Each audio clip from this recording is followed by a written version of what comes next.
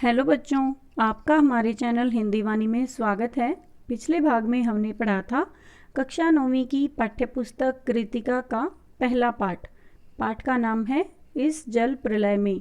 इस पाठ के लेखक फणीश्वर नाथ रेणु जी हैं।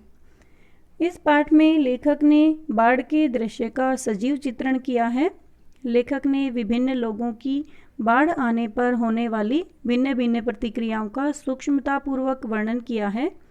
इसी प्रकार बाढ़ के आने पर या बाढ़ आने की संभावना से उत्पन्न लोगों की मानसिक वातावरण का भी वर्णन किया है।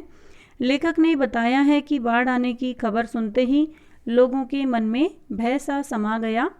लोगों ने अपना सामान समेटना आरंभ कर दिया तथा बाढ़ के आने पर जिन जिन वस्तुओं की उन्हें सबसे ज़्यादा आवश्यकता होती है उन वस्तुओं को वो एकत्रित करना शुरू कर देते हैं, इकट्ठा करते हैं।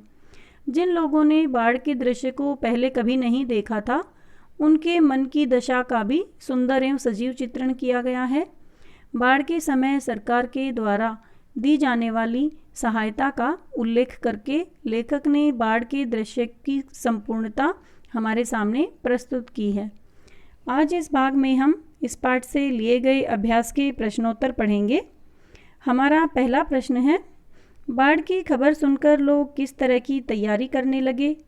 उत्तर है, जो ही बाढ़ आने की खबर सुनी तो वे घरों में आवश्यक सामग्री एकत्रित करने लगे। लोग ईंधन, आलू, मोमबत्ती, दिया सलाई, पीने का पानी व दवाइयाँ आदि जमा करने लगे तथा बाढ़ आने की प्रतीक्षा करने लगे। लोग घरों से निकल कर बाढ़ के पानी को देखने के लिए इधर उधर आ जा रहे थे। हमारा दूसरा प्रश्न है, बाढ़ की सही जानकारी और बाढ़ का रूप देखने के लिए लेखक क्यों उत्सुक था? लेखक उसे क्यों देखना चाहता था? उत्तर है, लेखक पहले भी कई बार बाढ़ को देख चुका था। उसने कई बार बाढ़ पीड़ितों की सहायता भी की थी। यह नगर जो कि उसका अपना नगर था, इसमें पानी किस प्रकार घुसा और वह लोगों की क्या प्रतिक्रिया हुई, यह जानना बिल्कुल लेखक के लिए नया अनुभव होगा। इसलिए लेखक को नगर में घुसते हुए पानी को देखने की उत्सुकता थी। उसने रिक्शे वाले को यह भी कहा था कि चलो, पानी कैसे घुस आया है मुझे वही देखना है। यानी लेखक बाढ़ किस प्रकार से आ रही है उसके अपने नगर में वह देखना चाहता था। प्रश्न 3, सबकी ज़बान पर एक ही जिज्ञासा, पानी कहाँ तक आ गया है? इस कथन से जनसमूह की कौन सी भावनाएं व्यक्त होती हैं? उत्तर है, पानी कहाँ तक आ गया है नगर का प्रत्येक व्यक्ति यही जानने के लिए उत्सुक दिखाई दे रहा है। इस कथन से नागरिकों की उत्सुकता, उनकी जानने की इच्छा, सुरक्षा और कौतूहल की भावना व्यक्त होती है। नगर के सब लोग इस नए अनुभव को अपनी आँखों से देखना चाहते थे।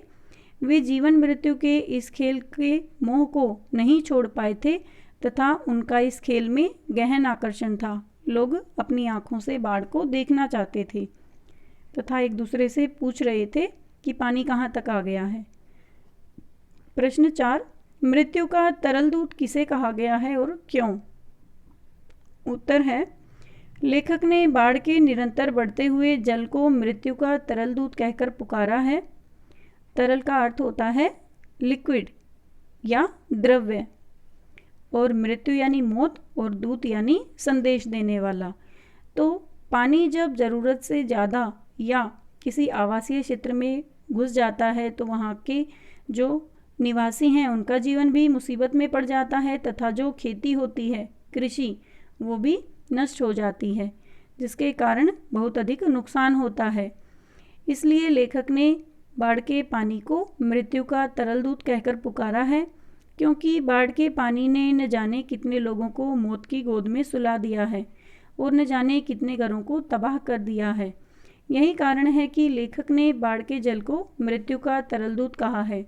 और बाढ़ के कारण बहुत सारी बीमारियां फैलने का भी खतरा रहता है, जिससे लोगों की मृत्यु हो जाती है। इसके अलावा आवास तथा भोजन की समस्या भी उत्पन्न हो जाती है, जिसके कारण ऐसा कहा गया है।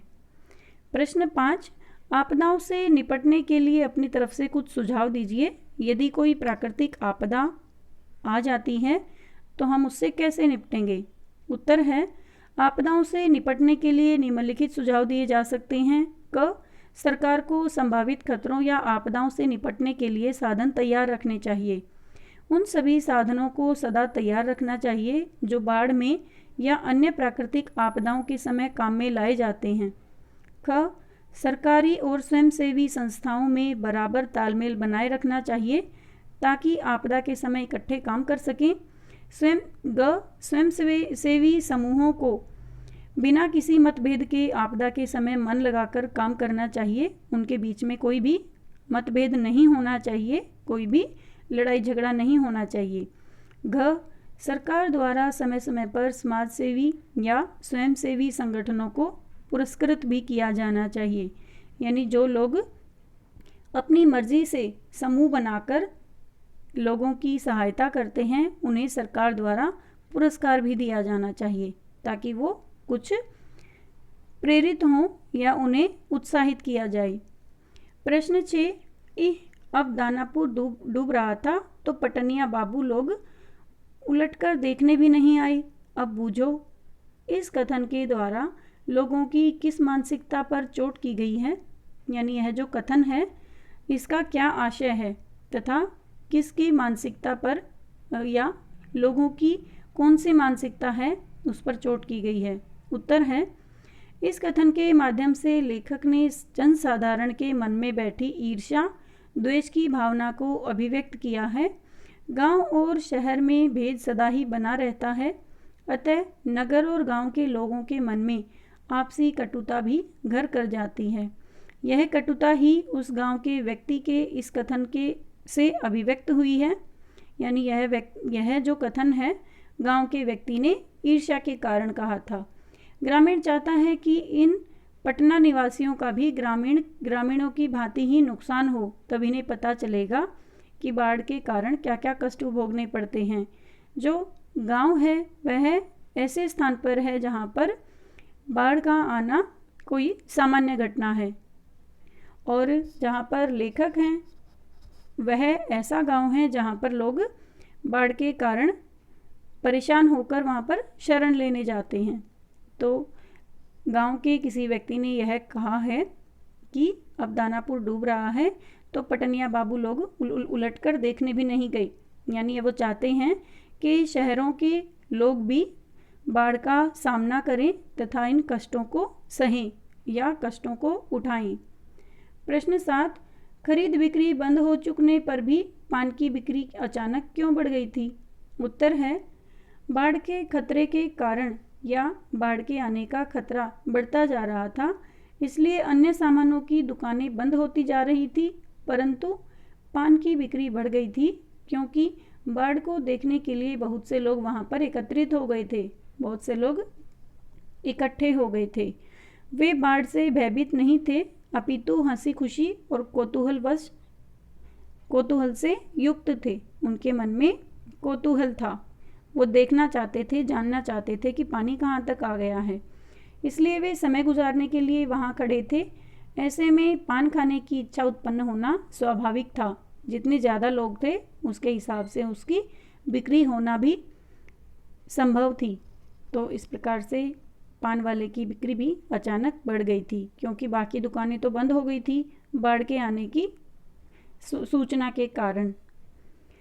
इसलिए यह बात सही है कि दूसरी दुकान या दूसरी सामान की दुकानें बंद होने लगी थी, किंतु पान की दुकान पर भीड़ बढ़ रही थी और पान की बिक्री भी अचानक बढ़ गई थी। लोग उसी स्थान पर इकट्ठे हो रहे थे जहाँ पर पान की दुकान थी, तो आपस में बातें करते हुए पान खरीद रहे थे और खा रहे थे।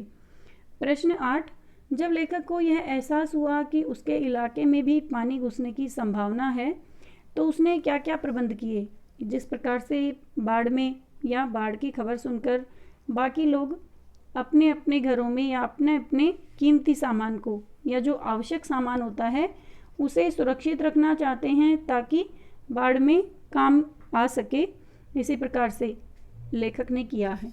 उत्तर है, जब लेखक को यह एहसास हुआ कि उसके इलाके में भी पानी घुसने की संभावना है तो उसने 1 सप्ताह का भोजन रखने का प्रबंध किया।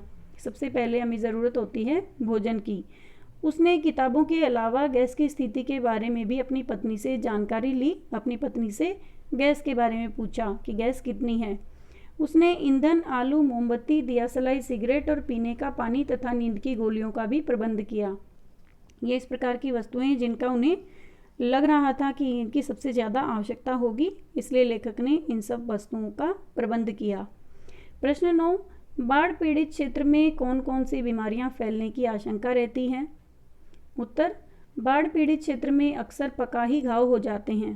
पानी में ज़्यादा देर तक जब हम रहते हैं तो हमारे जो शरीर के अंग होते हैं उसके जो त्वचा होती है वो पक जाती है। जैसे नाखूनों के जो भाग होते हैं वो पक जाते हैं, तो उसे पकाही घाव कहा जाता है।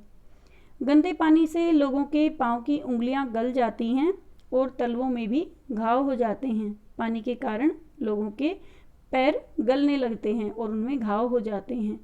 इसके अतिरिक्त हैजा, मलेरिया, टाइफाइड आदि बीमारियां भी फैलने की आशंका हो जाती है, क्योंकि बहुत दिनों तक पानी खड़ा रहता है ऐसे स्थानों पर, तो वहाँ पर मच्छर उत्पन्न हो जाते हैं और साफ पानी ना मिलने के कारण लोग हैजा और टाइफाइड जैसी बीमारियों से भी ग्रस्त हो जाते हैं।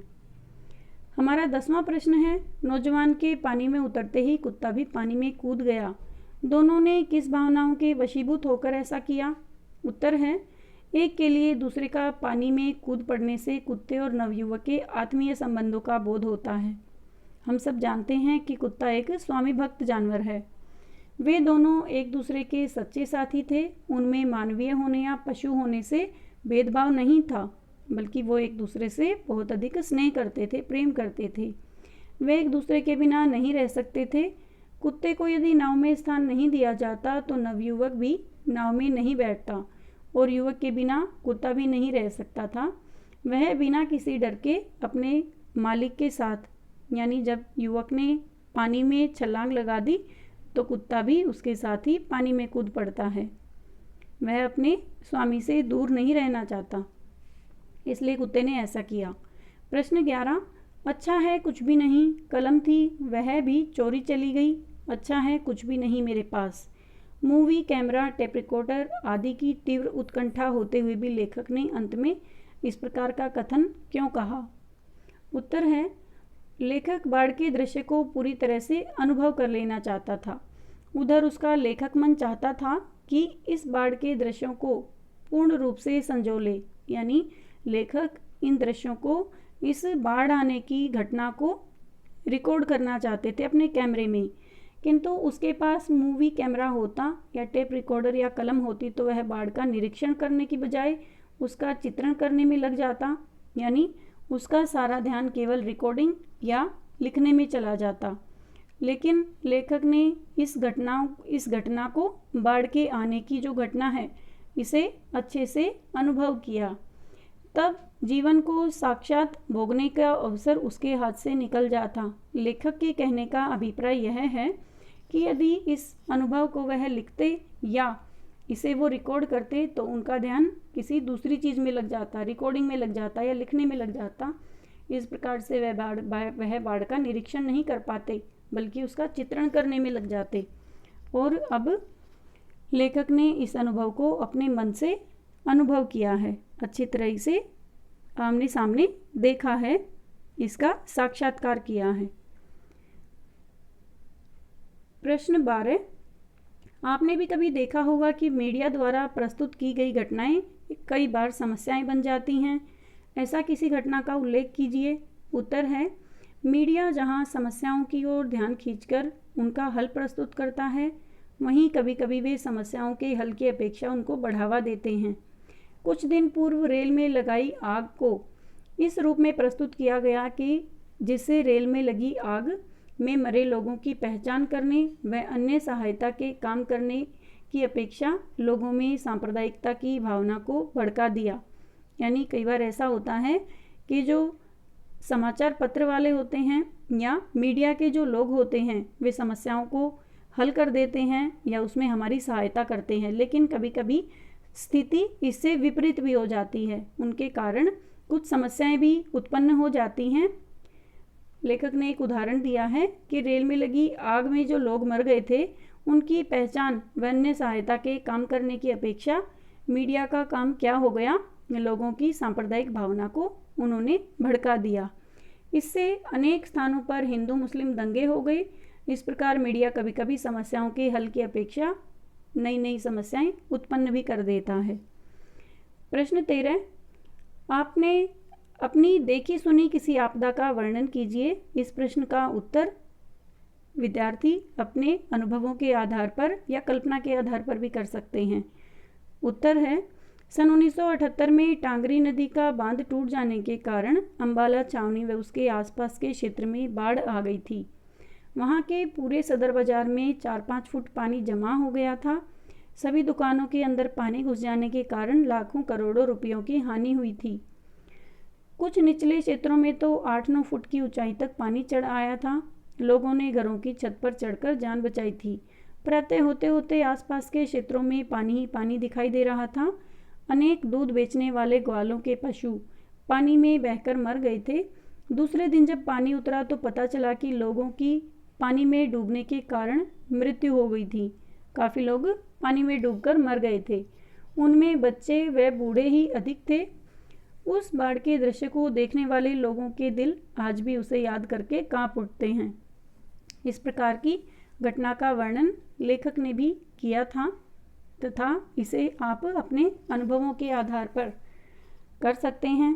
यह पाठ एक रिपोर्टाज है, यानी रिपोर्ट। रिपोर्टाज का अर्थ है कोई ऐसी घटना जिसे हमने देखा हो उसे ऐसे के ऐसे हाल में जिस स्थिति में हमने घटना को देखा है उसी स्थिति में या उसी स्थिति का वर्णन जब कोई कर देता है उसे रिपोर्टाज कहते हैं। अंग्रेजी में इसे हम रिपोर्ट बोलते हैं। जिस प्रकार से समाचार पत्र के लोग होते हैं या जो मीडिया के जो लोग होते हैं वो किसी घटना का सजीव चित्रण हमारे सामने प्रस्तुत करते हैं, उसी प्रकार से जो रिपोर्टाज है, रिपोर्ट है, वह आंखों से देखी हुई किसी घटना का सजीव चित्रण होता है। उम्मीद है बच्चों आपको यह पाठ ज़रूर समझ में आ गया होगा। आपको हमारा वीडियो कैसा लगा हमें कमेंट करके ज़रूर बताइए। यदि आपको हमारा यह भाग पसंद आया है तो इसे अपने दोस्तों के साथ ज़रूर शेयर करें। धन्यवाद।